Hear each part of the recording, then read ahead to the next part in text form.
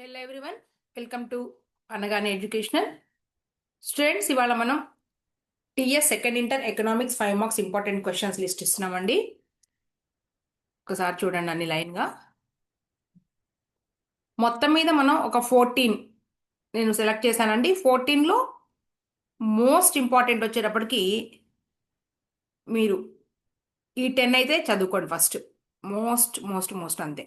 ఈ 10 చదువుకున్న తర్వాత ఇక వెరీ ఇంపార్టెంట్ లిస్ట్లోకి ఈ 4 తీసుకుందాం. ఇవి వెరీ ఇంపార్టెంట్.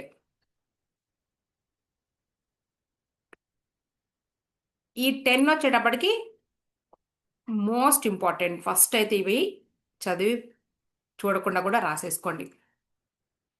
ఫస్ట్ వన్ చూద్దాం.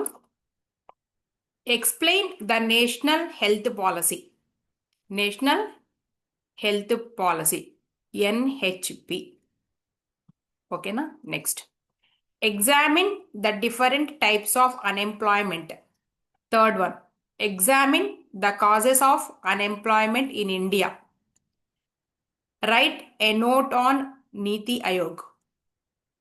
What are the causes of rural indebtedness? Sixth one, why should we protect the environment? Seventh one, what are the major objectives of LIC? Eighth one, discuss the importance of Kaleshwaram project. Ninth one, assess the role of international trade on Indian economy. 10th one, examine the causes for poverty in India. Next, 11th one, analyze the difference between GATT and WTO. GATT, GATT and WTO. 12th one, write briefly notes on education profile of the state. ఇక్కడ వరకు cut చేయండి.